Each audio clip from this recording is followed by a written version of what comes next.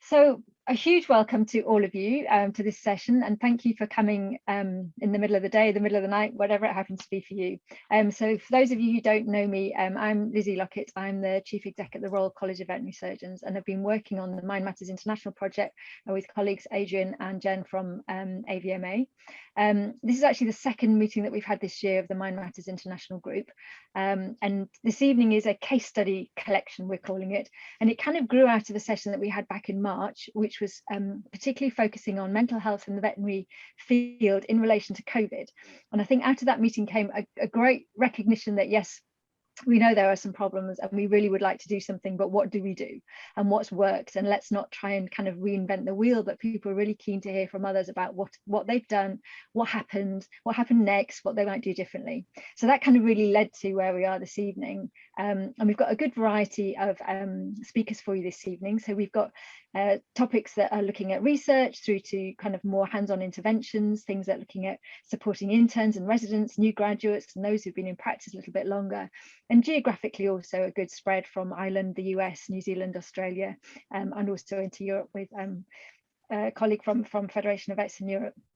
But all of those case studies have one thing in common: they're going to be short and sharp, particularly because I recognise for some of you it's late at night, so people's attention spans may not be huge.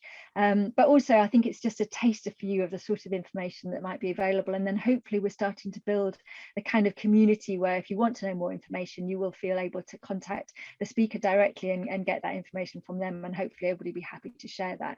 And that was one of the things that we really wanted to try and do, I think, with Mind Matters International, was build a community of people who are happy to help and support each other. And to that end, you know, I'm really grateful to the speakers for giving up their time this evening, and also, of course, to all of you for giving up time to come, again, particularly when it's not always at a sociable hour. And I think it really starts to show that there's a good community here that cares and is supportive and represents a broad range of countries. So we'll be galloping through 7 15-minute sessions. The format generally will be a 10-minute presentation, followed by 5 minutes for Q&A. I'm going to introduce the first 3 speakers and field those Q&A, and then we'll have a short break. And then Jen Brandt and then Adrian Hochstack from AVMA are going to introduce the second chunk after the break. Obviously, we're recording the session, so we'll be making these available if you want to watch again or you want to send them to colleagues, and we'll pop them on the website as well. And because we are recording, if you could just pop yourselves on mute when our colleagues are doing the presentations, so that we don't get too much feedback. So that's all of the housekeeping stuff. So I'm going to start in the Southern Hemisphere and introduce a presentation from Ian McLachlan, who is Chief Executive and Registrar of the Veterinary Council of New Zealand, who's going to be doing a double act with his colleague, Dr. Is it Seaton or Seton? I'm sorry, I don't know how to pronounce that. Butler. I know we've met many times, but I'm not sure if I've said your name. Seaton. So you're right first time. Brilliant, thank you. And the title of the topic is a mentoring program for new graduate veterinarians. So if you want to share your slides, guys, and take it away. Thanks, Lizzie. Morning, everybody from New Zealand, and evening, good night, whatever time it is for you. Kathy and anybody else in Australia, my apologies. It must be a pretty awful hour for you guys, but really stoked to have you here. So yeah, thanks, Lizzie. I'm Ian, I work for the Vet Council, and with me Seaton Butler, Dr. Seaton Butler, our professional advisor. He's our tame veterinarian on staff, and yeah, very happy to have him here. So we don't have much time, so we'll jump right in actually. Let's see if I can do that. Can you guys see our slides okay now? Great. Okay, so we're going to speak today to you very briefly about the mentoring program we've put in place for new grad veterinarians, and particularly the sort of technology side of it, although we'll cover the background as well. We haven't rehearsed, so Seaton, just speak up and correct me and say what you feel whenever you feel it. Don't wait for me to stop talking, because as you know, I'm not shy, Ian. I'm not shy. Yeah. Okay. I'll correct you. Well, we'll jump in. So a bit of background. So we, in 2019, 2020, we did a big review of our continuing professional development system, and that's some of you call that's continuing veterinary education. It's our requirements for vets in terms of ongoing education each year or whatever time period you choose. So we were doing a couple of things with that review. We were looking at CPD for all veterinarians, but also specifically targeting the needs of new graduate veterinarians, so people in that transition to practice phase, those first roughly 3 years of practice. And I think we all know why we might have chosen to target that. There's a lot of talk about the challenges that people face during that time, the retention rate that we see over those first few years, and really increasingly the mental health difficulties some of those new grads go under moving from university to practice, and all the moral and technical quandaries that come their way. So it was a big chunk of work reviewing all that. We spoke to vets a lot. We did a lot of consultation, and out of it, we published 4 pieces of peer-reviewed work, citations there, and I think the slides will go around afterwards. So if you're particularly interested, you can track them down and critique our work. But probably most interesting for this group are those, well, for this topic, I should say, those first 2 pieces of research. So one, we went out and spoke to recent grad veterinarians about their experiences in employment, and what sort of support they would find beneficial, which was quite interesting. And then the corollary of that was we went and spoke to employers, colleagues, mentors, and the like about their experiences with new grads and what they thought was needed, and what those experiences were like. And probably the most interesting result was the disparity between those 2 groups and the way they looked at that new grad experience and what was needed. I'm trying to think, Stephen, can you remember any sort of highlights from that?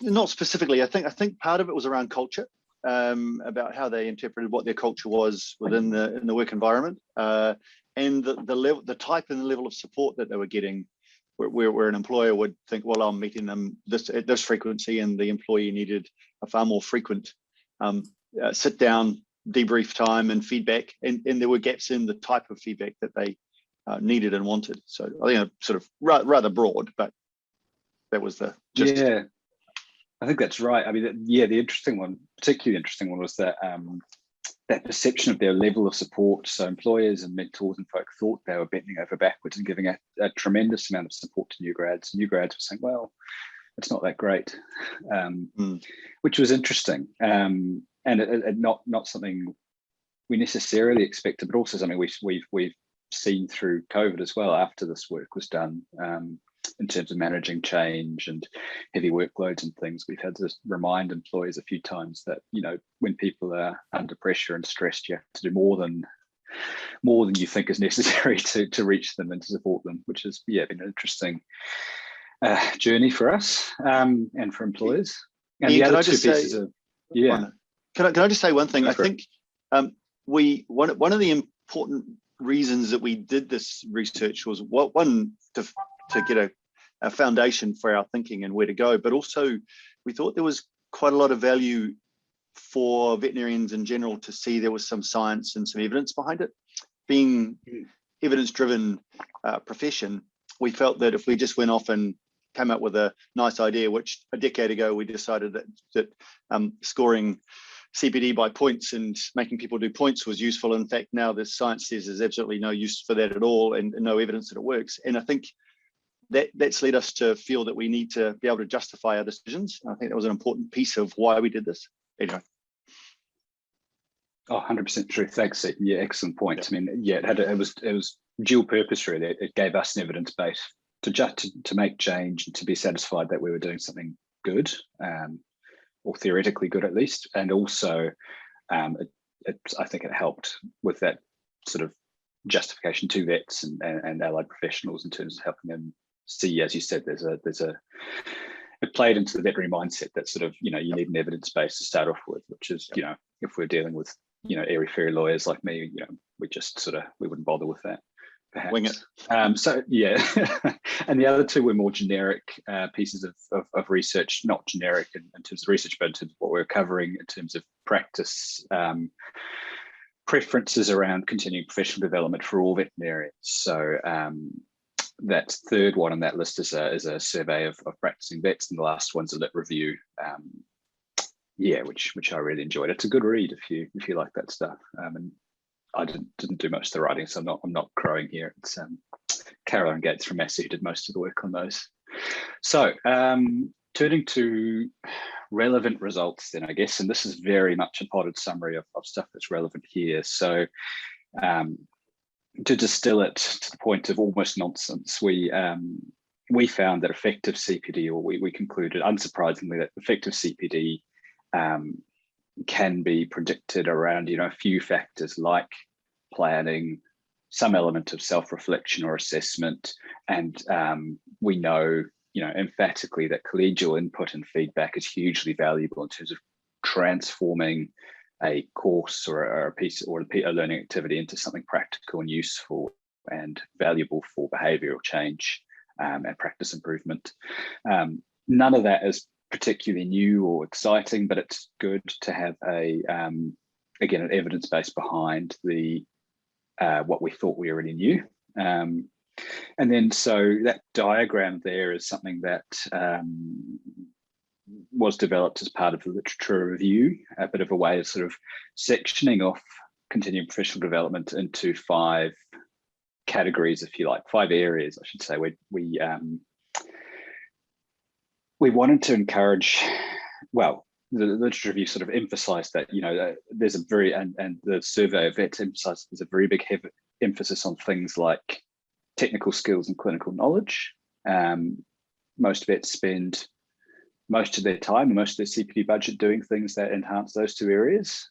Those are also things they tend to be very good at to start off with. And there's a whole bunch of stuff about sort of Dunning-Kruger effect and not knowing what you don't know in there as well. So you tend to focus on what you do know, but our review and our comms afterwards are very much focused on the more holistic ambit of what could be good learning for veterinarians. And a common refrain here and my Australian colleagues as well is communication skills it comes up time and again in our complaints work and other areas, and that would sit in the professional identity part of this, but there's a wider piece there around sort of critical reasoning, how you think, your identity, your communication, your conflict resolution skills, your business management skills, and then well-being. Obviously, I think we've all shifted to that's why we're here today, but shifted to thinking much more focused in terms of our thinking about veterinary well-being and mental health in the last few years, and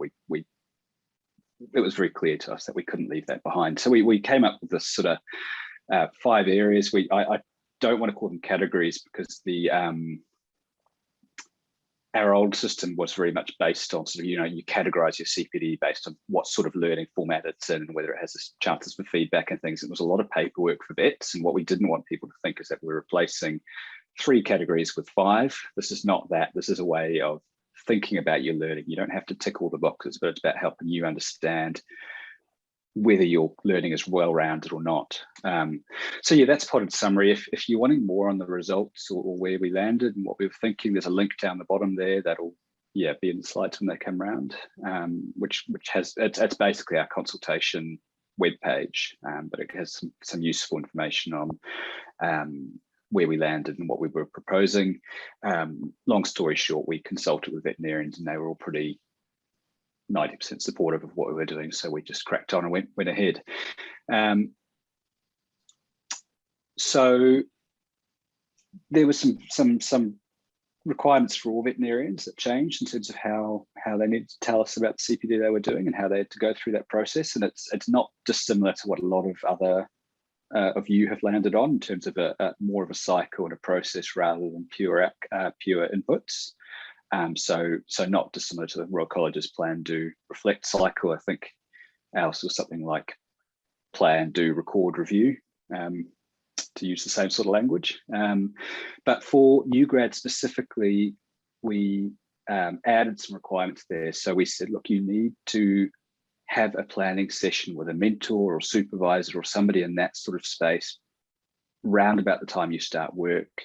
You need to meet with them regularly to discuss and discuss your planning, review your progress and your learning and your experiences, and specifically to check on your well-being. And on that point, some of the stuff we put out was emphasizing that this wasn't just about, do you know how to do a cat spay? Have you done 10 cat spays? It's also, how are you fitting into the business? What are your future goals, how you're feeling about career planning and becoming a practicing veterinarian. So trying to be quite holistic about that.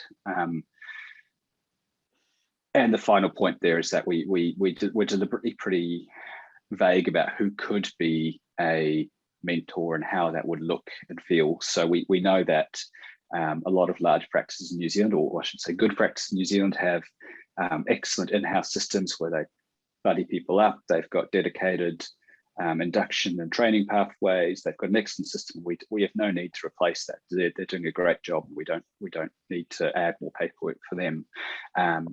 Equally, there are young vets out there involved in other similar groups like Barlant groups and their own mentoring systems, and there's a few bespoke ones that have been created by vets in the industry. And again, those will work for us as long as you're doing something. And finally, there are those who need something tailored, which is why we're here talking about this today. So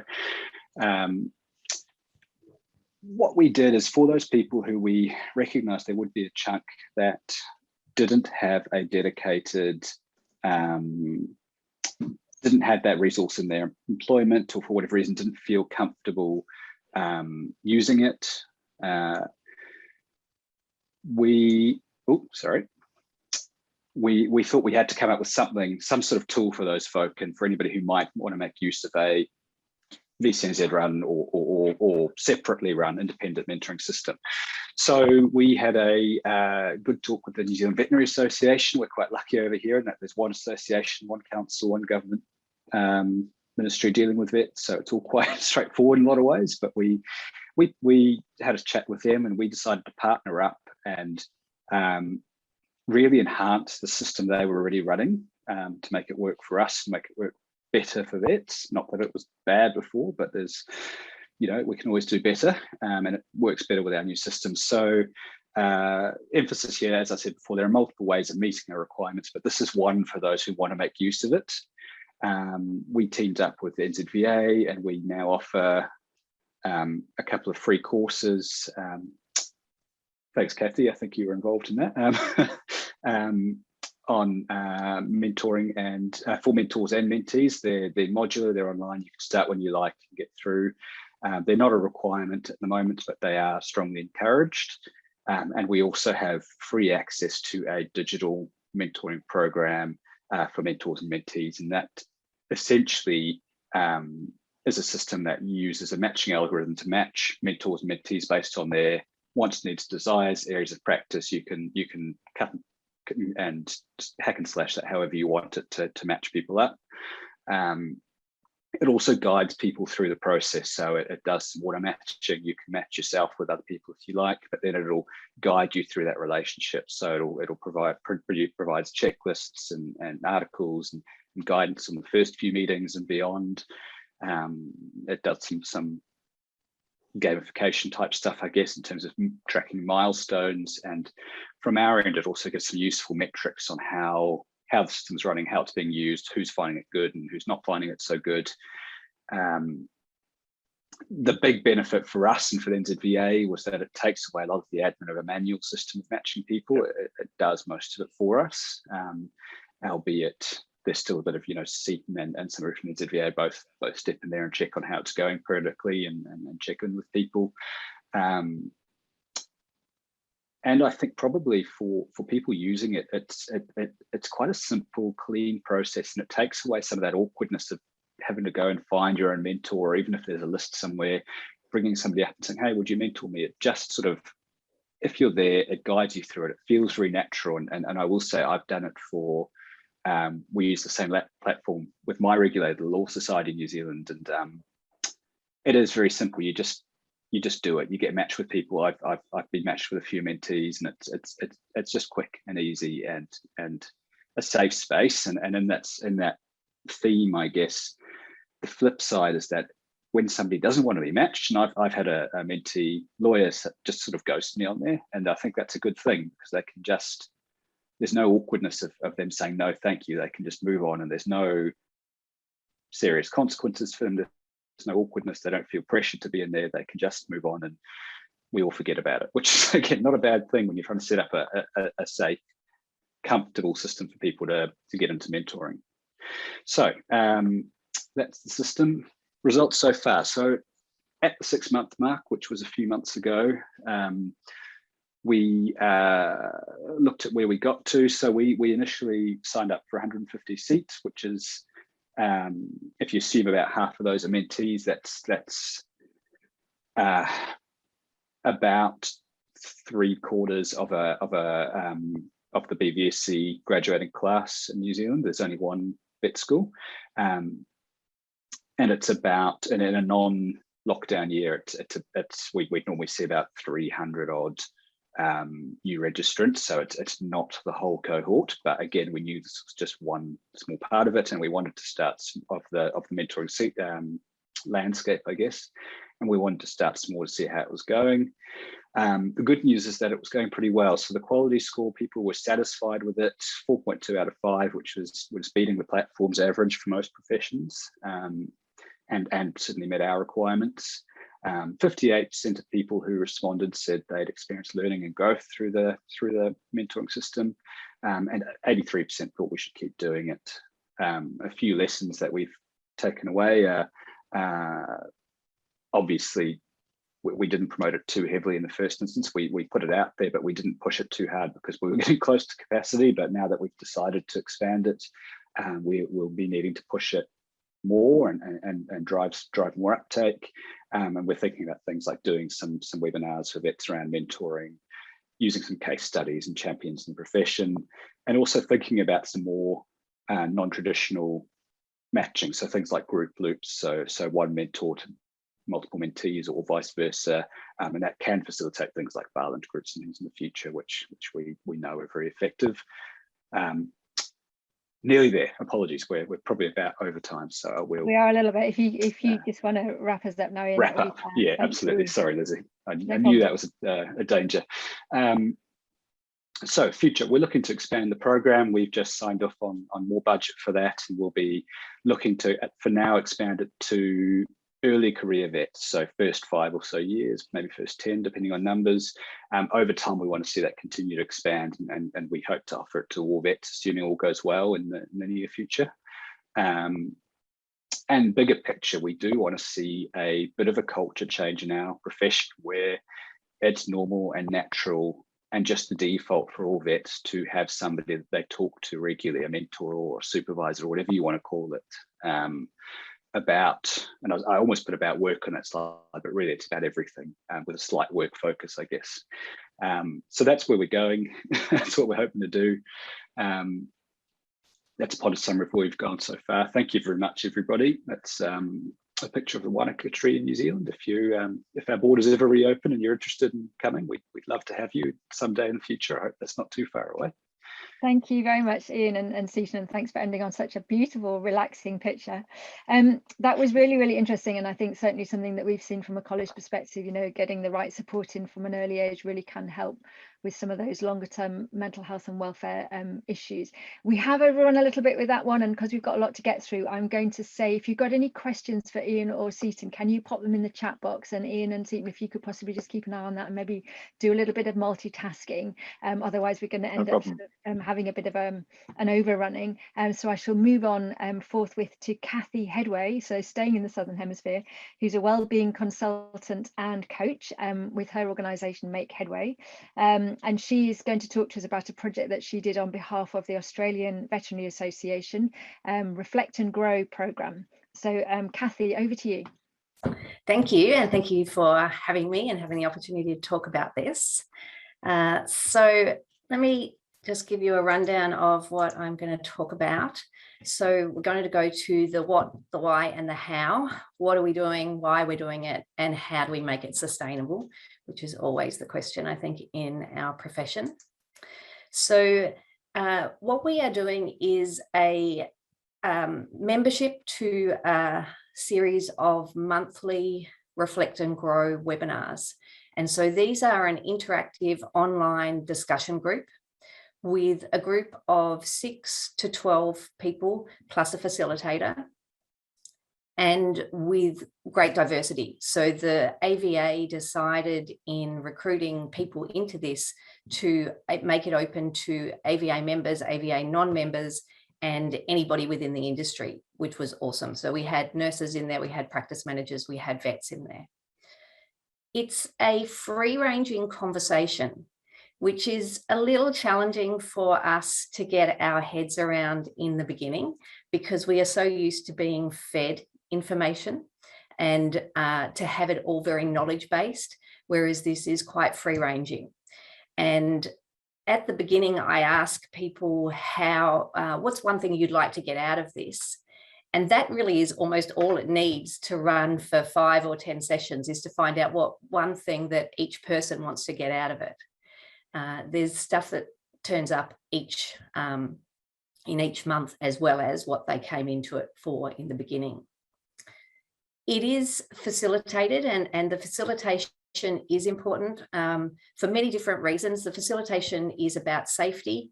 The facilitation is about getting towards a solution focus rather than spending all of our time nutting away at the problem, which we are wont to do.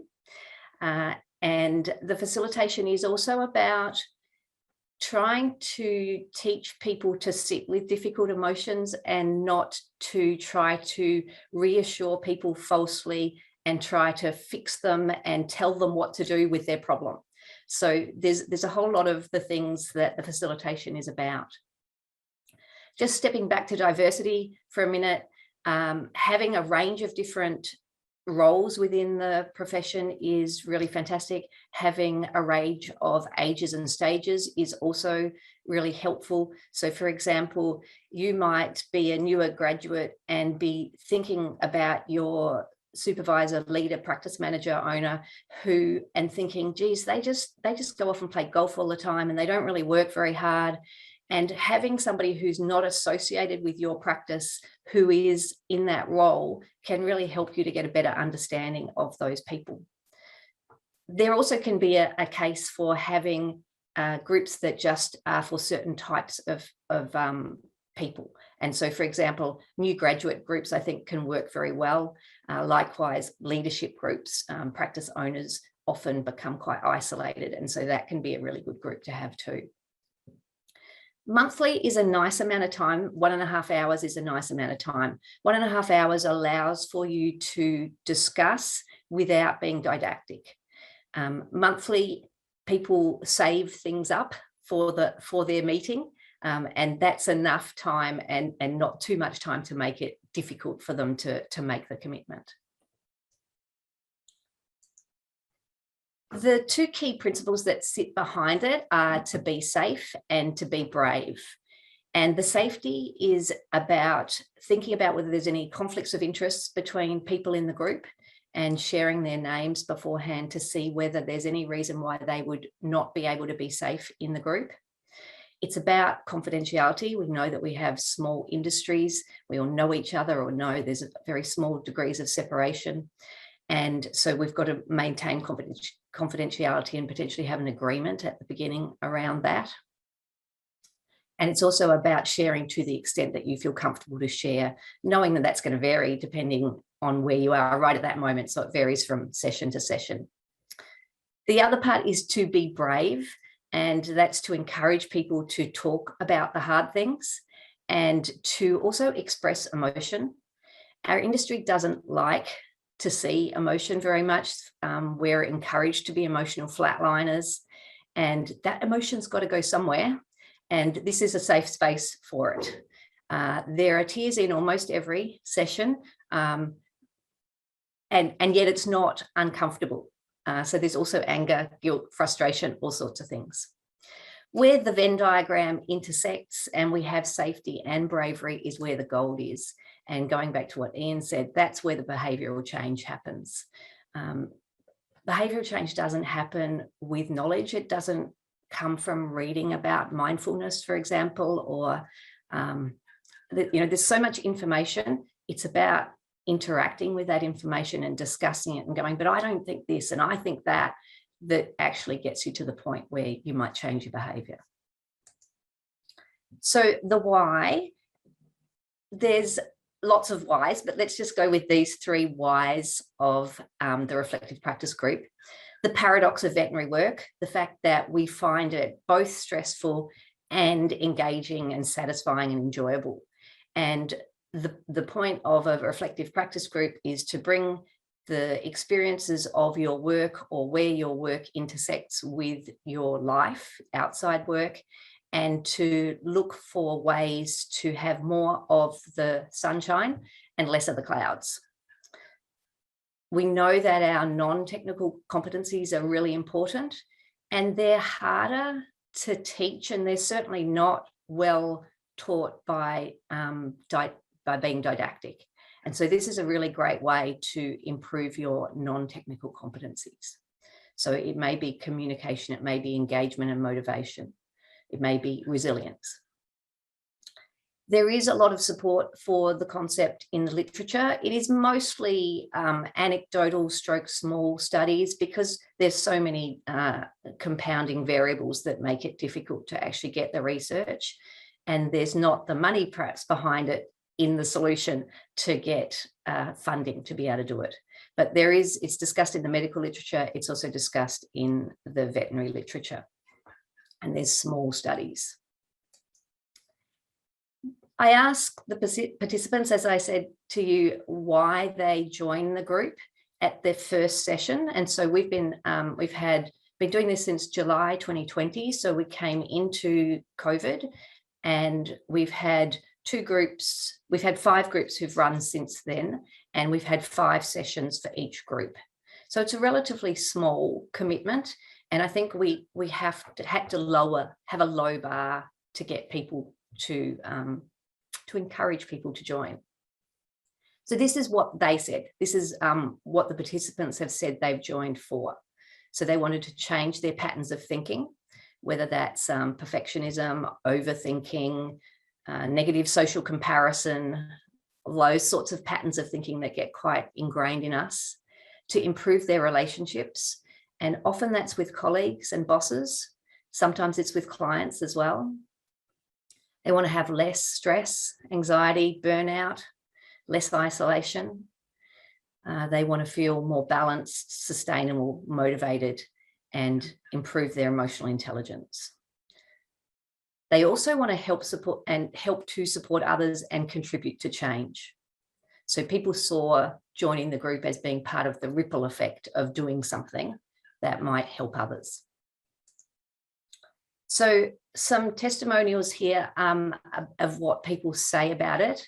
And I'll just grab a couple of these and you can have a look at them. So it's not just me. These groups could be the answer to the isolation and self-doubt many of us in the profession experience. No matter which stage of your career or how together you are, the group provides solidarity, strategies, and support to help avoid the wall you didn't know was coming. 10 out of 10 recommend. There's others that you probably don't have time to read, but this one down the bottom here from this year, part of what this person said, although the only veterinary nurse in the group, it provides a great understanding of all roles in the field and how we can all support each other best. Thank you. So when you're running or facilitating a group, having an outsider can be quite difficult. You've got to try and make sure that that person doesn't become, for example, the voice of veterinary nurses when they're actually just one person. So there's a bit of work to try to make sure nobody is an outsider in the group. Okay, so then on to the how. How do we create sustainability? And there are quite a lot of barriers to the idea of having reflective practice as a common intervention, as a normal thing to do. And largely that comes around the fact that it is labour intensive, that it requires a facilitator. These groups can run without facilitators, but they run much more effectively with a facilitator. And therefore it costs as well as taking time.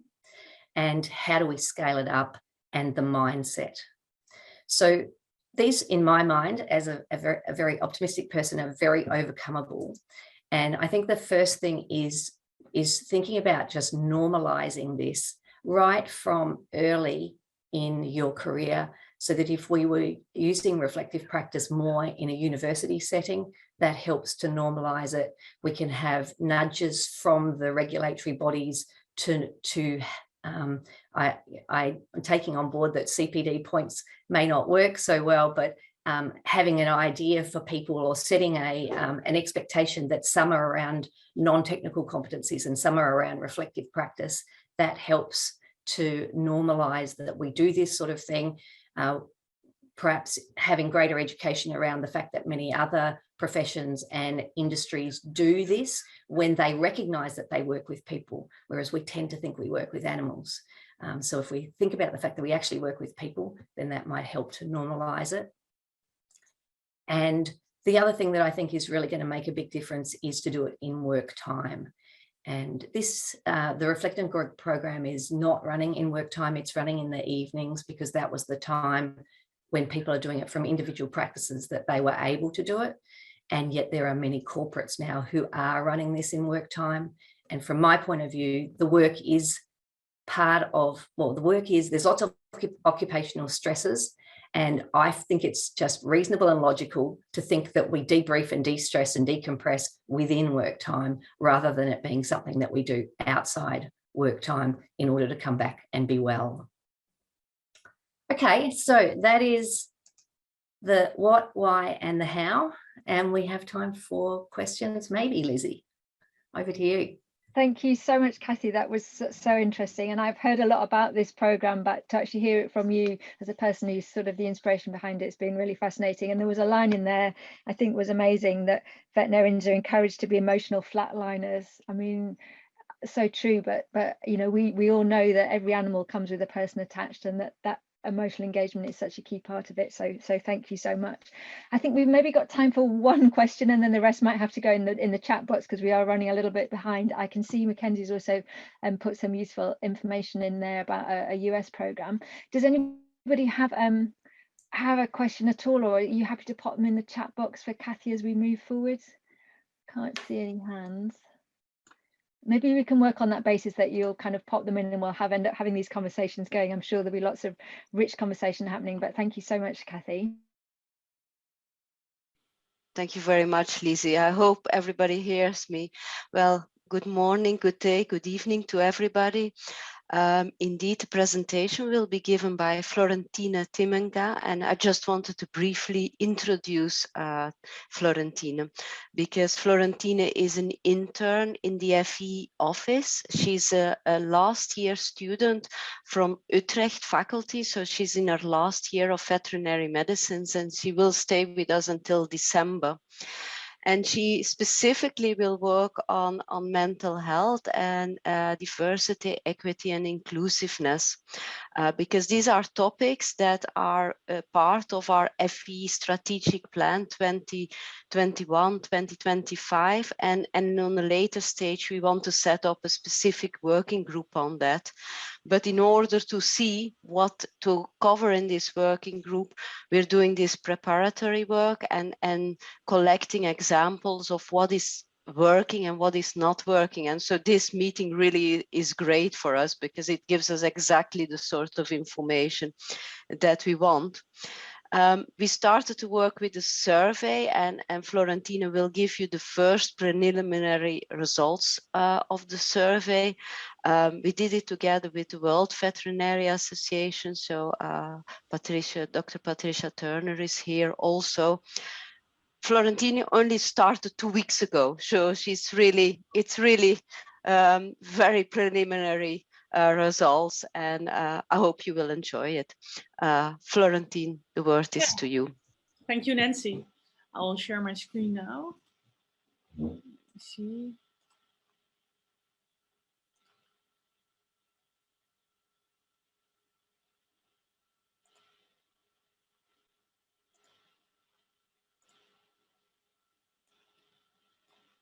Can everybody see this? Great. Yep, can see that. Thank you, Nancy, for the introduction. Yeah, we did as she stated, we're doing a survey on mental health and DEI in collaboration with the WVA and Zoetis. And I'm going to tell you a bit about this survey. The main goal is the identification and of the availability of the different programs around the world. and also the effects of these programs. Well, the survey itself consisted out of 10 questions considering these topics. So we were talking about the importance of these topics in the different countries, the support programs available, and the impact of these programs. Our recruitment strategy was actually we nailed the different national veterinary associations, because that is our main, the main focus of our survey, like the people who have an overview of the groups in those countries, so the veterinary professionals. And we also did some promotion on social media about this survey. And as you can see, the survey was open until yesterday. So the first results, well, making this PowerPoint, we had 140 responses. I saw this morning it went up to 146, so that's great. Of which 64 veterinary associations. Unfortunately, no results from the Middle East, but we had a lot of responses from veterinary associations of other continents, but also a lot of veterinarians who responded to our survey.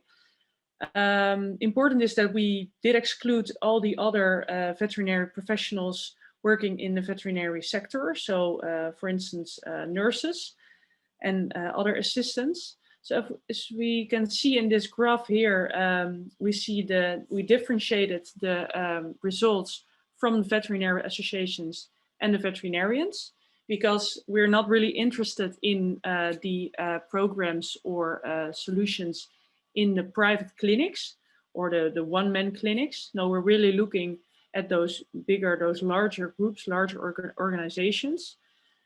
So as we can see, in Africa, a lot of veterinarians responded to our survey. I must say they were almost all out of South Africa. Looking forward for Europe and South America and Australasia, it's kind of 50-50.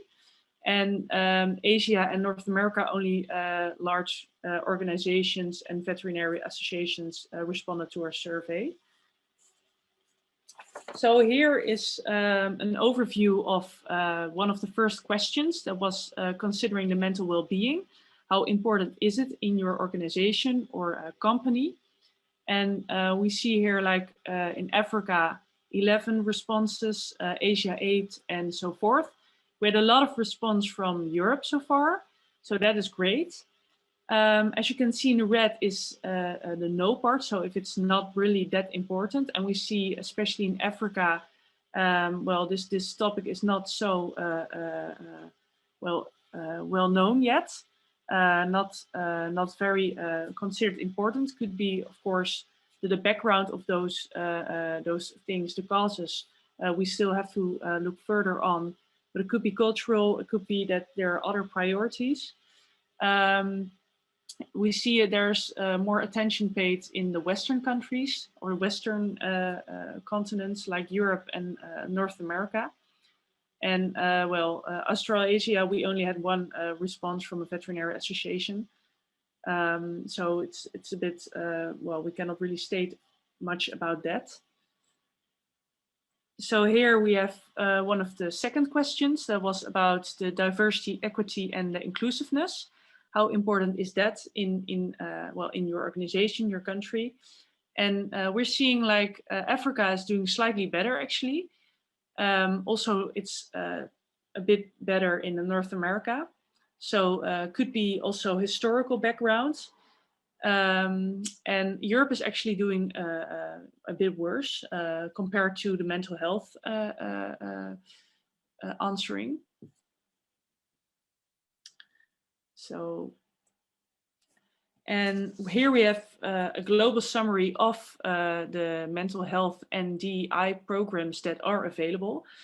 So this is just a summary of the results from those associations taken in one graph. And if we compare those two, we see that there is currently more emphasis on, more availability of the mental health programs. And if we see what kind of programs we're talking about, well, we see some answers about helplines, mentorship, of course, webinars, seminars, but also training for vets and trainings in universities. The DEI programs, well, we're talking about inclusion of gender quotas, also seminars, webinars. In Africa, for instance, in Kenya, you have the Kenya Women's Veterinary Association branch, and Australasia got up with an answer. They're organizing Rainbow Day annually. So yeah, these are the first, of course, like Nancy said, preliminary results. So we have to see what is precisely done in these programs and what the effects are. That's why we're also we'll do some interviews and with different people who responded to our survey and are willing to share more information with us about those programs and the effects. So this is a bit of the total planning overview of what we are going to do the next months. So in October, I will do a literature search. There's a lot of literature available coming from North America, Australasia, and Europe. So that is great, and virtually not so much, or actually none so far seen in South America, Africa, and Asia. As I said, we will also do some online interviews with representatives from different veterinary associations who responded to our survey and are willing to share more information about their programs and the effects. November, we will do a webinar in cooperation with Zoetis about these subjects, so that is great. Also with some speakers, and the results will by then be, of course, further investigated. So there's already more known about those programs and the effects. And in December, there will be a final report with global recommendations. So we can say something about which programs are useful, because and what is available and what are the effects of those programs. So that was, in short, I think we made it in time, about telling you a bit about the survey we're doing. And I want to thank you for your attention. Thank you so much, Florentine. That was really interesting and great sort of preliminary results. And I'm sure we'll all be looking forward to seeing the more detailed responses and to get 150 or so associations to respond. I mean, that's a huge number of individual veterinarians that represents. So well done. That's a fantastic endeavour. So we've got a couple of minutes if anybody's got any questions on any of those first three presentations just before we have a short break. Does anybody have any questions on the CPD and the mentoring project, or Catherine's reflective work, or that data from the FE at all before we just have a short break? Are you all desperate to go and get a cup of tea? Well, why don't we leave it? Go and grab a cup of tea. If you want to come back and you see somebody on the call that you want to ask a quick question, then let's keep it relatively informal, and then we'll restart again with the next presentation, which I think Jen is introducing at, well, it's going to be 9 o'clock my time, so whatever it is on the hour for you guys. So let's have a quick cup of tea or whatever you need to do, and come back by then. Fantastic. Thanks all. Yeah. Okay. Let's start. So over to you, Jen. You're keeping us straight for this second half. Wonderful. Well, it is my pleasure to introduce Dr. Tim Kolb. He is the chair of the Ohio Veterinary Medical Association Wellbeing Committee and a member of the board of the directors of the American Association of Veterinary State Boards. And he'll be presenting on the regulator's role in reducing stigma. Dr. Kolb. Thank you, Jen. I am so happy to be here and part of this conversation today. So on behalf of the American Association of Veterinary State Boards, it's my honor to share a success story that I'm quite pleased with. You know, for many years now, I've been involved in this conversation, and over the years, it's shifted, it's changed, it's morphed into what we are now calling well-being. But the issue of the stigma of mental health problems or substance use disorder certainly has been at the forefront, as well as, what are the barriers, that keep people hiding out or isolated or afraid that they're going to have to deal with a licensing board and potentially lose their life. So those issues have been at the forefront of a lot of my efforts, as well as some changes that have occurred at the American Association of Veterinary State Boards. We're an organization that serves the licensing boards, I think about 56 jurisdictions in North America, including Canada, the US, and Puerto Rico. So back in the 1980s, the emphasis on this topic was mostly about impaired veterinarians. And at the time, Ohio had a confidential assistance committee, and I chaired that for many years. And at one point, we decided, well, let's go talk to the licensing board and tell them what we're up to and see if we can, gain some cooperation with the licensing board. Because mostly we just wanted, people that needed help, we wanted them to get help. At the same time, Ohio, the medical community was forming an organization called the Ohio Physicians Health Program. And those were, doctors and people that could help folks with substance use disorder. And typically that was done within a 5-year contract and monitoring and advocacy. So the veterinarian want to reinvent the wheel. Hang on. Sorry about that. I don't know where I went. But as veterinarians, we're small and not well financed. We didn't want to reinvent the wheel. So we decided we would try to hook our wagon onto the Ohio Physicians Health Program. And after several discussions with the licensing board, the veterinary board, we got their blessing that absent any criminal charges against the veterinarian, that we could refer a licensee to OPEP and that we would not have to report them to the licensing board. In other words, they could get help, it was confidential, and there would be no public record of board action. This relationship has been in existence, and this is pretty much how we've done things for over 30 years. Over that time, every year, the Ohio Veterinary Medical Association gives a donation to OPEP, to help them provide services for veterinarians and for credentialed technicians. So again, this would not be possible without the support of the Ohio Veterinary Medical Association. Now, recently, the AAVSB was looking at these issues and how things were being done around the country. We have a regulatory policy task force.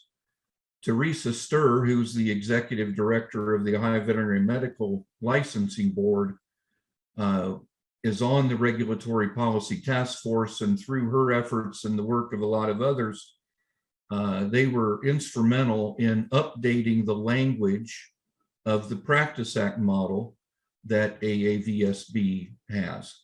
Anyone who would be interested in looking at this Practice Act model, to look at the language, in addition to the legalese language, there's also descriptions and explanations for the rationale of various things, which can be very helpful. But that is available at aavsb.org, and it would be available to anyone that's on taking part in this. But the gist is that we're regarding impairment is that a state board may defer action against an impaired veterinarian who enters into a treatment program. I mean, that's the bottom line. There have been jurisdictions where if someone who was impaired or having mental health issues had a complaint to a licensing board, there were jurisdictions that actually said that veterinarian should be immediately suspended. You know, that is devastating. That is a huge barrier to anyone wanting to get help or to say, hey, I need help, especially if you're in that situation without any complaint to the board. So let's see, there's a question here. When I say impairment, the legal language that typically exists in a Veterinary Practice Act, impairment does include mental health disorders as well as substance use disorders. So it's broadly and it's inclusively used in that way. But as I was saying, the gist of the changes that have occurred, and the AAVSB is encouraging the various jurisdictions, you know, to make these changes, is that a state board may defer any action against an impaired veterinarian or, you know, any licensee or technician who's entering into a treatment program. So the other thing is that each jurisdiction, you know, there's also doctors and nurses and pharmacists and dentists. So in each jurisdiction, there are monitoring programs whose job is to assist licensed medical professionals. So we strongly encourage veterinary licensing boards to cooperate with those groups, work with those groups. There's a national organization. The AAVSB is part of this organization. And I believe, if I'm not mistaken, I think Jen has also joined this organization. It's the Federation of State Physician Health Programs. It's a great resource, and they are available online at fsphp.org.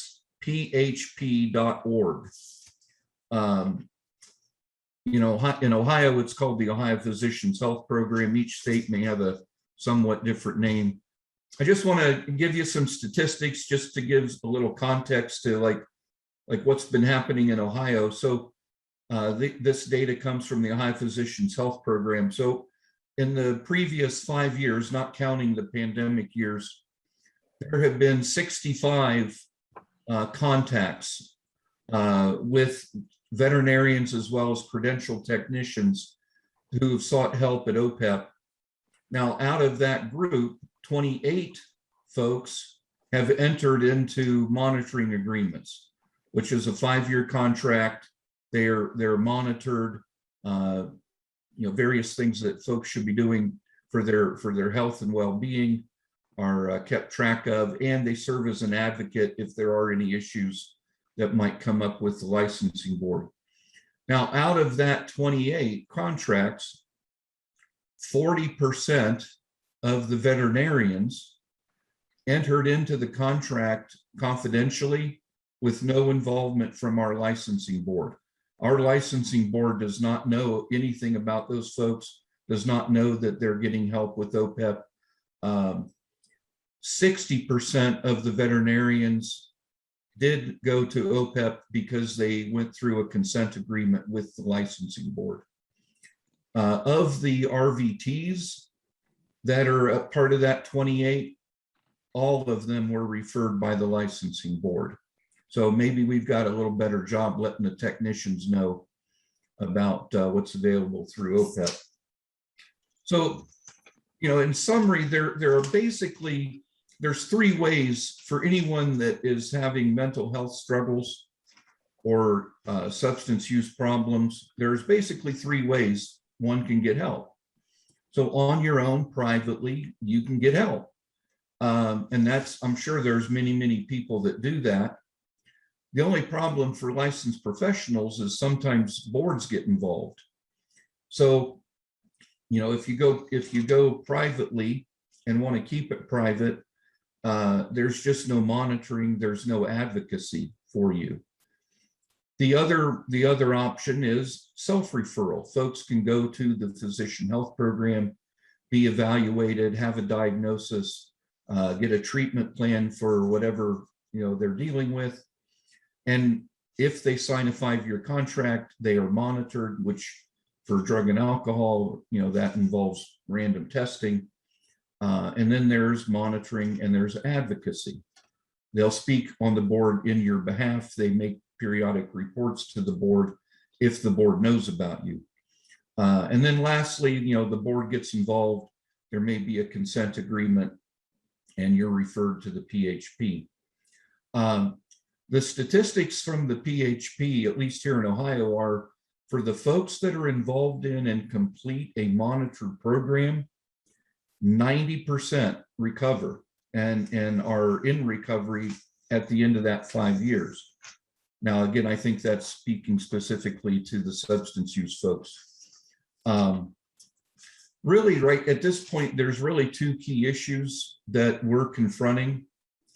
One is that in certain jurisdictions, if a veterinarian encounters, say, a police officer or a ER doctor, or in some way, their problems become known, there are places that have mandatory reporting. In other words, that doctor has to report you to the licensing board. That police officer has to report you to the licensing board.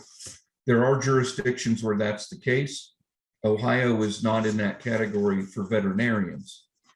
The other issue that has been raised a few times, and I know there's folks currently looking at this nationally, and that is for folks when they apply for their license or when they go to renew their license, what questions are being asked regarding your mental health history or any sort of treatment that you may have sought, and are you being asked to divulge that information? It does put people in a bind, because if you don't want to divulge that information, are you then being asked to lie about it or not disclose it? So that issue, I think, is at the forefront of what we're now looking at, and again, we'll be working to influence change among the regulatory bodies within North America. So again, I really appreciate being here and getting to talk about this issue. Thank you.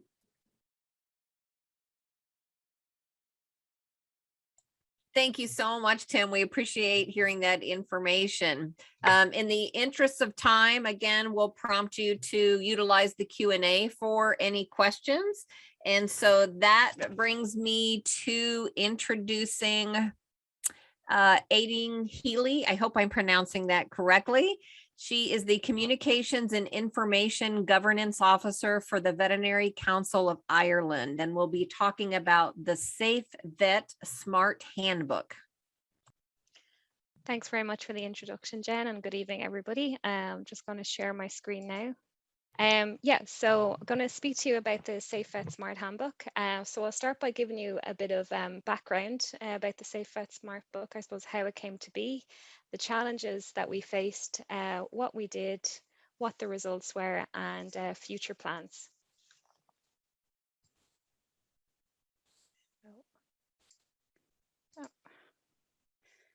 See once technical issue. Okay, so as I mentioned, I'm going to start by giving you a bit of background about it. So we know from research that both veterinary medicine and veterinary nursing are very high pressure professions. They're faced with a unique set of challenges, such as unpredictable working hours, complex cases, demanding owners, and heavy workloads. And we also know that clinical practice is stimulating and rewarding, but also can be very challenging. And the outcomes and environments that veterinary professionals work in can be unpredictable. And similar with any profession, veterinary professionals need to be in the right frame of mind to make good clinical decisions, maintain positive relationships with their colleagues and with clients. So what we did, so one of the VCI's key strategic objectives is to support the health and well-being of its registrants. So to this end, the VCI commissioned an updated version of the Safe Vet Smart Handbook. to assist and support the health and well-being of all of its registrants. And most notably, it commissioned Dr. Margaret O'Rourke, who's a well-known and well-regarded consultant forensic clinical psychologist and Director of Behavioural Science at the School of Medicine, University College Cork. And Margaret is also author of the SafeMed programme, which has been designed for doctors and veterinary medicine students. And the aim of this then was to develop a mental health and wellbeing resource to assist all vets in practice. And just pictured there is Dr. Margaret O'Rourke. And then more specifically then, to give you more detail about the aims of Safe Vet Smart. So it aims to help veterinary professionals, I suppose, first and foremost, reduce stress faced with unpredictable working hours, complex caseloads, and sometimes challenging clients, and to give them the tools to improve coping strategies, build resilience through evidence-based strategies and tools. It focuses on a comprehensive fitness and a whole health approach. So as people mentioned earlier, it's not just one element, but it's a load of key factors that go towards your health and well-being. It looks at all aspects of the veterinary professional's life, both inside and outside of work. And then it also provides practical, easy to use, proven stress management techniques that are organized around the 5 pillars of health framework. And then just expanding on what I mentioned there. So ideally, I suppose the key aim is that all vets and veterinary nurses must learn to manage themselves and their health to ensure they're in a good position to provide care and treatment to others. And one of the key focuses is also on resilience to manage the challenging roles and any challenges that they may come across throughout their professional and personal lives. So to further increase awareness of the supports available to veterinary professionals, the Veterinary Council published a list of mental health and wellbeing resources in the Safe Vet Handbook. And a list of these supports is also available on its website. And I'm just going to give you a quick overview of some of these supports now. So one of them there is the Irish Veterinary Benevolent Fund. There's the Veterinary Assistance Programme and Vet Support Ireland. So that's just a very quick overview. There are a number of others, both designated veterinary supports and general mental health and wellbeing supports that all veterinary professionals can access at any time.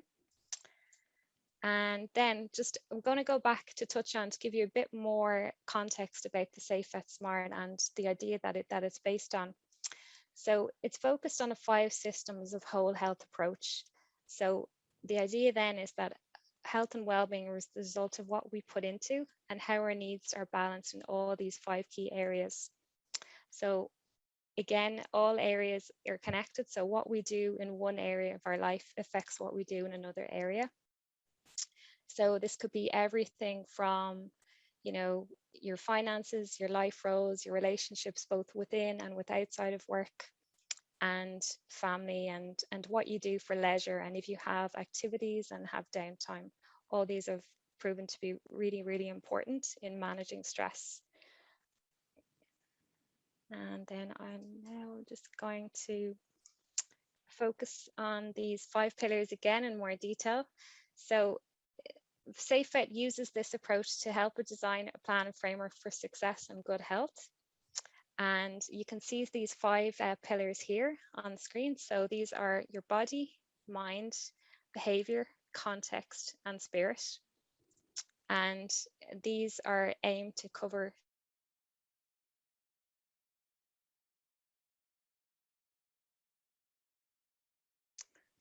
And so what the Veterinary Council did, so how did we get our message out to our key audience?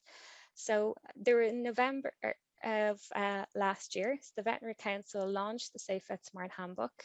You'll see there a colourful photo. It was taken in Marion Square in Dublin with the VCI Register and the President and Deputy President. So this backdrop was specifically chosen to tie in with the key themes of the Safe Vet Handbook. And then a press release also issued with some of these photos to all agri-media outlets across Ireland. Then how did it communicate with the registrants and course providers? So a copy of the handbook was sent to all vets and veterinary nurses on the Veterinary Council register. A copy was also sent to the 5 educational course providers of veterinary nursing, and a copy was also sent to the UCD School of Veterinary Medicine. There's currently one provider of veterinary medicine in the Republic of Ireland. And I should also mention as well that the Safe Vet Handbook is available to access on the VCI website. And then, so just to talk you through the outcome and the results of what we did. So the feedback from the veterinary professionals has been overwhelmingly positive, with many commenting on the easy to follow practical nature of the handbook and how they've been able to apply it in their daily practice. It's also been proven to be very relevant to programs of veterinary medicine. So the UCD School of Veterinary Medicine and Nursing module on professionalism mentions the Safe Vet Smart Handbook specifically. And it also raises awareness to all veterinary students of the challenges they face, and it gives them the knowledge and the tools and supports at their disposal. And also the Veterinary Council was developing a webinar to be developed in this quarter. It will also carry CPD credits for all VCI registrants to help normalise the topic of mental health and well-being, and again to reinforce and increase awareness of the supports available to them. In terms of coverage then from the photo call and the release, so the release was picked up by 7 media outlets, including 4 regional news outlets, and the VCI registrar Niamh Muldoon was invited to appear on radio to discuss the Safe Vet Smart publication and its relevance to the veterinary professions. And then in terms of next steps, so there will be more targeted measures again to increase awareness of the handbook. In May this year, there was a mental health and wellbeing survey carried out in collaboration with the National Suicide and Research Foundation. And we're just awaiting the final summary results of this report, which we hope to be able to publish on our website in due course. And then how you can access a copy. So as I mentioned, you can access a copy from the Veterinary Council of Ireland website. So thanks very much for your time. That's a very quick overview of the Safe Vet Smart Handbook. Thank you so much. And we actually have a few moments. Thank you for honoring the 10-minute guideline. We actually have a moment or two for some questions, if anyone would like to share some questions. Can I just speak, because I can't quite, oh yes, there it is, but I'll just speak since I'm speaking. I think that's a really amazing initiative, Aideen, and I wondered, is it using a workbook approach so that you're personalising the information to you and planning?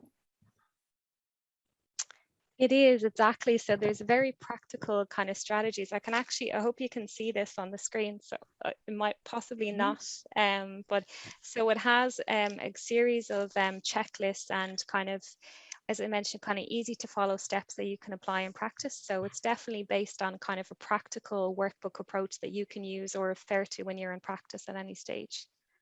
Does that answer your question? It does. Fantastic. Yeah. Aideen, you may not have a chance to see it yet, but there's definitely interest in the workbook and the program. Are there other questions? We have a couple minutes. And again, if I'm not seeing you wave a hand, just holler out.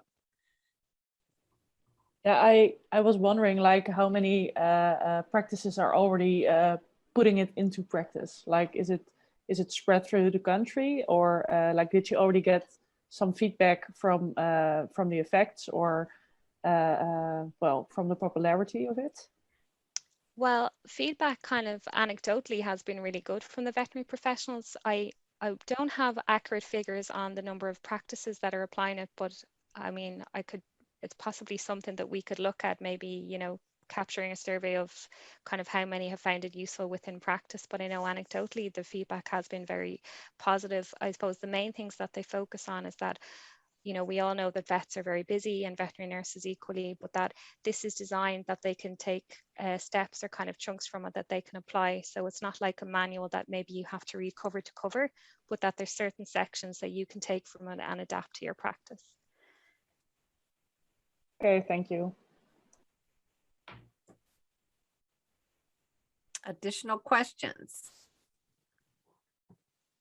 Hey, Dean, I'm curious about, thanks, Jen. Sorry, jumped in there anyway. About it looks great, by the way, the 5 pillars of wellness, well-being, and where that comes from. Is that an Irish sort of concept, or does it come from somewhere, or bespoke? Yeah, so it came from research that was done not only by the World Health Organization, but also from the Safe Vet Med program. So as I mentioned, Dr. Margaret O'Rourke, who authored the Safe Vet Handbook, had previously developed a resource for doctors in practice. So that's kind of where the idea came from. And also it actually goes back through history that Tibetan monks, it's been used throughout history and over time. That's kind of where the idea comes from. So it's kind of far reaching and goes far back.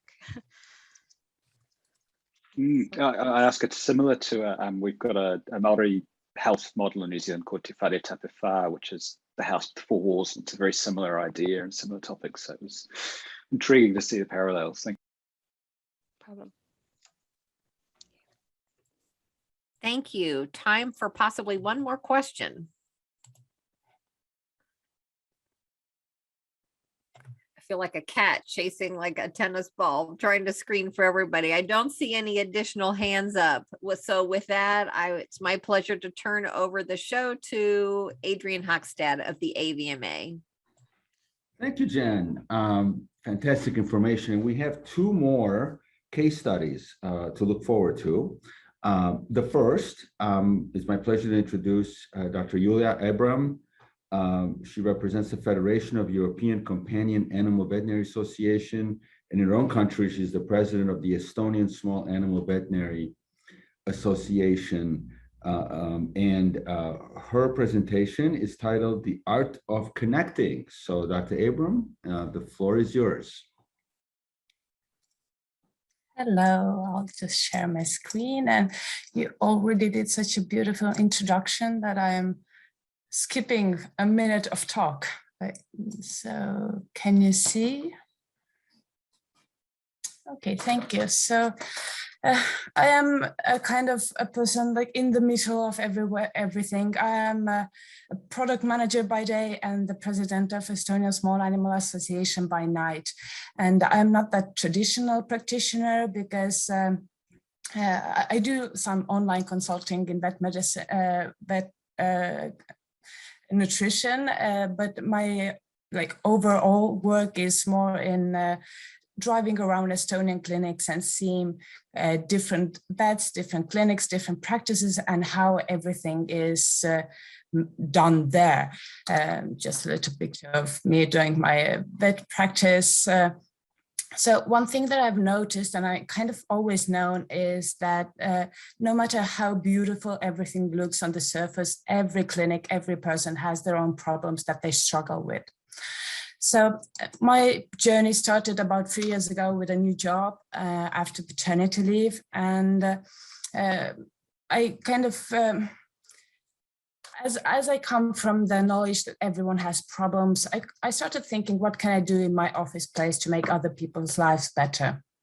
So I kind of figured I should feed them. And it turned out quite well because I put a little cookie jar into our office break room and I named it Ma tahaks midagi head, aga ma ei tea, mis see on. And if you missed this, here's how it's written. It's called I want something good, but I don't know what it is box. And it was always filled with candy, biscuits, or some affirmations, because not every hunger is managed by food. With some, you just need this little affirmation that it might make your day. And the best part about all of this was that no one actually knew that it was me. And they were trying to figure out who is doing this, but they were not so successful. So they kind of named me Office Fairy. And, you know, like, because no one knew who was putting the things in the box, I could see firsthand all of the reactions. And that was, it was so amazing. The joy, like a childish joy when they could just open the box and see what's new today. So after I've done it for about a year and a half now, and one time after my 3-week vacation, I came to the office and I noticed that my desk drawer doesn't really close. That was really odd. So I tried to open it and I found it filled with candy and cookies. And I then understood that probably my secret was not such a big secret, because there were some colleagues who wanted to pitch in, because this all cookie thing was my personal finances. So this is where I got my first lesson at that job. Good deeds make good deeds. The second thing I noticed was it's all about the support.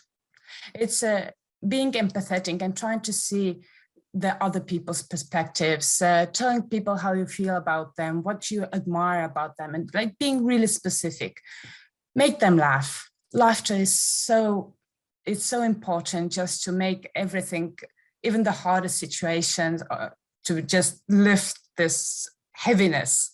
So I love laughing. And I really think that you should support other personals, the people's personal decisions, because in my work for 3 years, in my work in this office, I've noticed many people coming and going. And every time when someone left the office or the job, all the other colleagues were like, oh, we're so sad that you're leaving. And for me, it was sad to see how the people who is leaving was actually feeling. No one wants others to cry for them. So I wrote long letters to the people I knew, and about how I admire them, how I wish them well, about the support. And actually they ended up crying after that letter.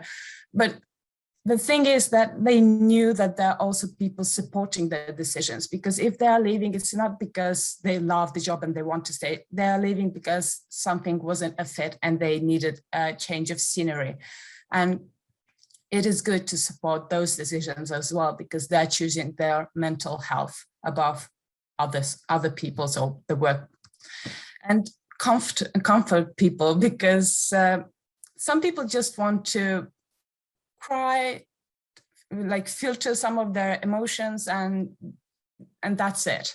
You don't really have to do more. Just comfort them, say that you're okay, and if you feel like if you need the time off, just take the time off. And also, something I find for myself really helpful is sharing your talents, no matter what your talents are. If you are good at sewing, just sew a little toy to your colleagues' kid. If you're good at baking, make a cake for those pesky Monday morning meetings. If you are good at braiding, do some braids, just cheer up the office. And if you can make someone laugh, make them laugh. So when the COVID started and everything changed and went into the home office, and everything we could hear was Cisco, Skype, Teams, Google Meet, of course, Zoom. And we even had some gingerbread called Zoom, Skype, and Cisco. We were so tired of it. And I kind of noticed that our management was not doing enough mental health wise, because everyone were really separated. And at some point I felt like I need the company, I need the people around me, and I need to connect with my colleagues with whom we have had such a beautiful morning traditions of taking our cup of coffee and going for a little break just to chat and catch up. So I started Friday morning coffee breaks virtually in Zoom, and it was a good success. We did them every Friday for, I guess, around 8 months, and people showed up, and they were actually really, really happy about that. And I was happy because I was able to help them. And this is where I again realized something, that if no one is talking about it, it doesn't mean that they are not thinking about it. And this connecting moment was something that everyone needed. And I was happy to provide it for my friends. So last winter, our management decided that now is the time to start start talking about mental health and how the company can support us. And they decided to grant free psychologist visits to everyone in need. And it was also extended to 8 of our clinics and clinic personnel. The good thing was that all of this was anonymous, and it was good in that way. With clinics, clinic personnel, they just asked them to focus on the prevention of the problem, not actually talking about the problem. And that way it was so much easier to ease the doctors into the psychologist visits. And many of our doctors are using this. But in the office, not everyone was so comfortable with the idea. And again, I started thinking how to fix that, because I saw some colleagues being really, they were broken and they needed some support and they needed professional help. So I kind of signed up myself, and I went for all of those 5 visits. I went after the first visit, I was like, oh, this was so good. I was talking to everyone who would listen in our office, like to everyone. Go, it's such a good idea to just visit the psychologist. You'll have such a breakthrough. And I don't know how many of my colleagues went. I know that one of my colleagues went, and she had massive help. And I'm so grateful and happy that I was able to help her with her problems. And thankfully, our management noticed that this is a good idea, and they got free health insurance for everyone who wanted it. And this also covers psychologist visits if anyone needs them. So what about my mental health and what helps me? The mentality that life is not happening to me, it happens for me. And this thinking really helps me in different situations where it's hard to see the way out. And if you have this mentality that it is for me, there's a lesson I have to learn from it. It's not all bad. It's a sandpaper-ish situation, but it will make me better. And through this, I see more opportunities and ways out of the situation. And as I already said, I know that everyone has their own problems and challenges. And this is why I try not to take any of outlashes from other people's personally, because it's never about me. It's almost every time about them. Laughter helps a lot. Make people laugh if you can. I do some practical pranks on my office colleagues, and like maybe decorating a table in Christmas lights, doing random gifts, notes. Like it makes such a difference. And if you see your colleague laughing from the bottom of their hearts, it's such an amazing feeling.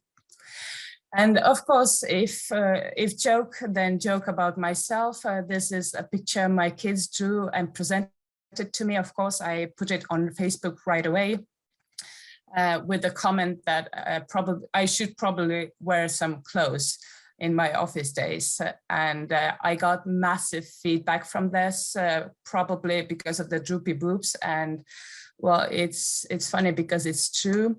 Anyway, it was so funny and people loved it. So what can I do personally for others? That drives me. So just yet again, take one step at a time. I cannot help everyone, but maybe some people. I listen a lot, because many people just need to vent. And after 10 minutes of venting, they just say, oh, you're such a good friend. Like, thank you for listening. It's been so helpful. And I'm like, I didn't do anything. I just listened. Make compliments and notes and letters and gifts. And I really love the compliments to be really special and specific. Like, Tricia, I really love your smile because it makes me feel like home. I just don't know why, but it does. So this is a gift of a compliment for you. And I also love to do gifts to my friends or colleagues or vets that I know. Like one of vets felt like she's burning out and she's tired, and she told me about this. And I just went over, I took a piece of cake, and I don't really know if she loved this idea or not, but yet again, it made me feel good, and maybe I helped her somehow get through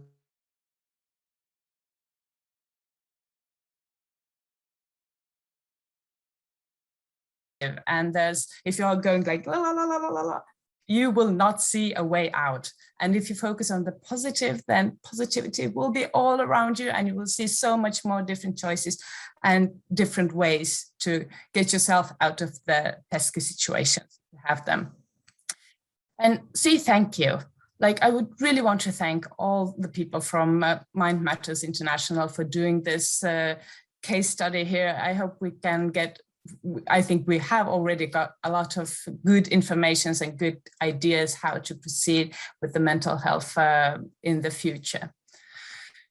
And this is one thing that I again noticed, is that by helping others, we do help ourselves. So to take everything together, all the things that I was talking to you about, they are so very utterly easy to do, so easy. And the thing is that they are also so easy not to do. And that's the tricky part. So thank you. I hope you did get some useful information out of this 13 minutes. Well, thank you so much, Julia, for sharing and really personalizing, these issues that we're talking about. Somebody beat me to it. I was going to say, someday I want to work with you because you sound like a fantastic colleague. We can all use you in our lives. We have 15 minutes, and in respecting Mackenzie, she has her presentation coming up. Please, share any comments with Julia in the chat. And thank you so much again for a wonderful presentation. And next, our last but not least presentation comes by way of our friend Mackenzie Peterson. She is the director for Wellbeing for the American Association of Veterinary Medical Colleges. And her presentation is titled Clinician Wellbeing Initiative, Veterinary Intern and Resident Wellbeing Study. So Mackenzie, we can't wait to hear about what you have to share with us. The floor is yours. Thank you so much, Adrian. I will try to really hustle for everyone today because I know that we are near the end of time. But yes, so we're going to be talking a little bit about this today. I'm going to push through a little quickly. I know that this is being recorded, so if folks want to go back and pause, I actually also have a much longer version of this presentation with much more details and much more information, particularly about the recommendations. So just so folks know, this initiative is a two-part initiative. We are surveying interns and residents, and we are also serving our faculty and clinician, both of which we have done. We used IRB approved, we went through an IRB process. We used validated instruments from the Academies of Human Medicine because we wanted to compare kind of apples to apples, right? There's a lot of great data out there, but it's not necessarily utilizing the same validated instruments that other groups use. So we can't really see where we're at on this playing field. And of course, part of this was, we knew that there were lots of anecdotes about residents and interns, about their experience, but we had no data. And so we wanted to move away from anecdotes and really look at concrete data. We did ask some questions about diversity, equity, and inclusion, but I'm not going to be covering those today. But we do plan on repeating these surveys every 2 years. And this is an initiative sponsored by Zoetis. Briefly, just so folks know, here are kind of the demographics. We got about 25% of the population responded. So we had about 500 responses, but only 474 of those were viable for analysis. And the one thing I do want folks to really take home on this slide is this right here. We did actually ask the full gambit of racial and ethnic identities, and we unfortunately had such a low response rate within that we had to collapse them into one group of a race other than white or Caucasian. So we're still seeing a diversity issue. And ultimately, I view this as a problem, especially for this population, because this is the population that ends up being our pool for faculty. So that's where, at least in our space in the US, we're really concerned about when students say we want more diverse faculty. We can't make diverse faculty out of thin air, right? We need to get them into the pipeline. I've tried to highlight the ones I really want folks to notice. Again, you can go back with the recording and pause, but we tell people a lot to take care of yourself. We'll make sure you take care of you. And we put a lot of the onus on the individual to go take care of themselves. But we found that over 62% of folks said that fitting exercise into their schedule was not feasible. 45% said that getting a balanced nutrition wasn't really accessible for them. And ultimately, this really big one I want folks to think about is that over 77% did not feel comfortable taking a sick day. And this happened in December of last year. So this is in the heat of COVID, people still saying, no, I cannot take a sick day. And ultimately, people putting off addressing physical ailments they had until their program was less busy, which was a little over 58%, a little over 58%. With this, we saw for sleep and days off, we saw that for folks who were in programs at private practices and corporate practices, they got 2 to 3 more days off a month and 3 to 4 more hours of sleep in the last 48 hours. So we saw that kind of that environment where your work setting was really did have an impact on, certainly on some of the physical well-being, and later you'll see on some of the mental well-being as well. For mental well-being, we did find that a little over 85% of folks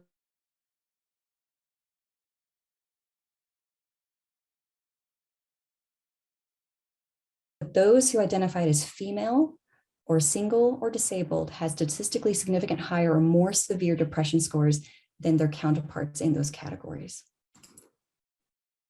When we try to compare and maybe break things out a bit, we used a PHQ-9 to do our depression scale. So within the general population, and again, this is general population 2017, so this is pre-COVID, but what we're seeing, and again, this is during COVID, is about the 11.1 and the 12.2. So the interns having more severe depression scores than residents and interns. And for the PHQ-9 scale, if you have a 10 or above, and that goes all the way up to 27, 10 is moderate. Once you hit 10, you have moderate depression. So what we found is that if we looked at prevalence, so that's our average scores, our mean scores, our prevalence was 54%. 54% of respondents screened positive for moderate to severe depression. Now, within the general population pre-COVID, during COVID, we see that there, of course, was a big spike. For us right now in veterinary medicine, we don't currently have that pre-COVID data to know what this jump is, or was there much of a jump at all? So it's going to be very interesting to see as the years go on, and we do this assessment every 2 years to see how this shifts and changes and how much COVID was an impact and how much maybe it wasn't. So within this, we also talked about experiencing episodes of depression. About 77% of respondents reported that they had experienced 1 or more episodes of depression during their lifetime thus far. And this was kind of the breakdown of when they were able to check at any point, when did you experience an episode of depression? When was it? And so they could click all that applied. Over 80% said that they had experienced an episode of depression while in their current residency and internship program. Now, within that, we asked ourselves, okay, what if you'd only experienced 1 lifetime episode of depression? People, maybe external folks would consider someone very mentally well, and they've only had one incidence. When would that be? Let's ask that. Over 66% said it was still during their residency and internship if they had only experienced it once. So that was very concerning. Certainly see that there's something about an environment. There's an environmental factor here. I'm going to hop through a little bit more of these. So this is the yellow one is the one I really wanted folks to look at. This is about 55% of folks said that they disagreed with the statement, I feel myself and others are given the time and flexibility to attend mental health appointments without judgment. And we explicitly crafted the question this way because it wasn't about whether or not they were told that they could access appointments, whether or not there was a policy that they could. We wanted it to be without judgment. We wanted to see where we are with stigma. And we still saw that about 55% of folks said, yeah, no, that's not an option for us. One thing we did find about this that was revealing was that there wasn't a difference between demographics, except when it came to male versus female respondents. Males were much more likely to agree positively when it came to access and when it came to adequate support services. Females were more likely to disagree. I think this still points to the premise that the way that we structure supports and resources still seems to be potentially more male-centric as opposed to considering other identities that may need to access resources in a different way or in a more innovative modality. Of course, this one wasn't a very big surprise for us. We asked about stressful life events, and problems with debt was one of the highest ones. So the respondents were able to check all that apply. The average was 2. Technically, you probably add an average of 3 if you add the global pandemic into the mix. But problems with debt, we don't think that that one is going to shift anytime soon as the pandemic gets managed. We know that, I think we've all been aware that problems with debt has been an ongoing stressor for this population. So within that, we also, about 30% of respondents reported screened positive to be somewhere on the PTSD scale. The vast majority of those, this is the more severe side. This is an inverse scale. So the closer you were to 5, the more severe, and down here's the less severe. Now we asked also about suicide severity. And again, about 30% of respondents screened positive for the vast majority being less severe, and with only a small amount of folks being more severe. When we discussed burnout, this part also got pretty dicey. It was about 60% of respondents had a few times a week and every day for these two questions right here, which if you look at, we did the Maslach burnout inventory, which is like the gold standard of burnout. And there's been great assessments that show that when you nail that, you kind of whittle that down to these two questions, these ones still have the same level of sensitivity for assessing burnout. And again, we found that those who identified as female and those who also identified as not being in a married or domestic partnership did have more severe burnout scores. And we're not sure if that second identity of being single could be connected to the social isolation that a lot of people were having to do during COVID. We cover such things as work-life satisfaction. Within this, I want to point out just that in general, we did find that the big themes were people definitely disagreeing that there was adequate and sufficient support services after hours, which we all know that after hours care is pretty limited, and that was definitely seen. That we saw that respondents felt that their programs weren't adequately staffed. There weren't enough support services. And only 55% felt that the experience was worth their financial constraints that they experienced. So that's a pretty low number for many who view this as a requirement to get into the specialization they want to do. So within this, we also saw that, we also assess learning environment satisfaction. And this is one where I actually want to really, it's not part of the yellow, it's this blue one right here in the middle. Clinical supervisors, administrators support me when I feel that clients are being difficult or abusive to me. Within this study, we found that that was not as prevalent. Certainly we would see if it was more disagreement over here, we would, I think, be able to maybe confirm some of those myths that we hear a lot online about, the clients are the real source of this problem. They're the main source of distress. And what we found was that there's actually a lot of really great support around supervisors and administrators who support residents and interns in those roles if a client is being difficult or abusive. But we did see that there's certainly some areas for growth around better communication in programs and also really more institutional support around addressing workplace conflict in their program. And this right here, this was our big winner. Resident intern positions appear to be filling a long-standing staffing gap at their institution. 70% strongly agreed on that. So we do have certainly some more questions that we want to look at and dive into in our next role. This one also pushed back against some of the, I think, assumptions in veterinary medicine, and particularly in the colleges. There's the assumption that the college environment is the best.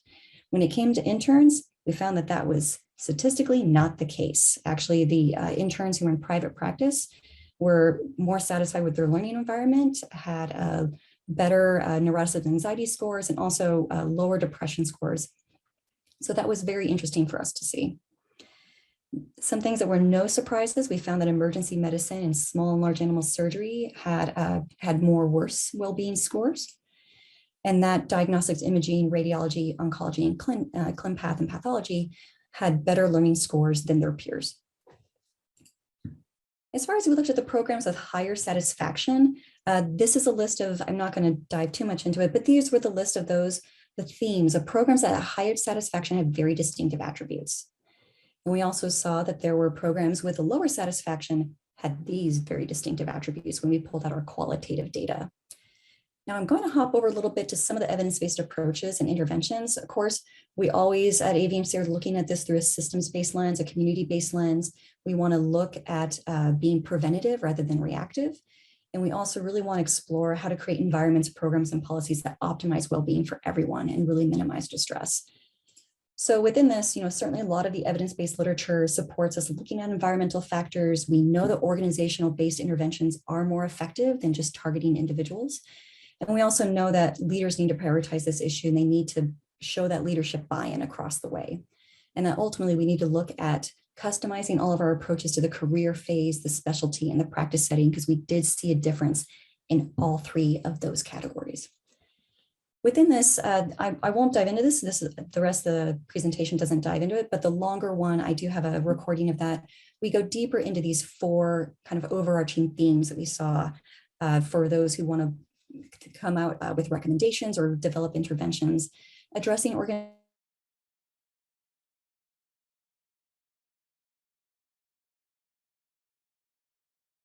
yoga when they can't even have a 15-minute lunch break is not really an offering. That's just marketing for recruitment. So we also talked about aligning supportive policies and systems. We had some pretty explicit ones for folks to look at.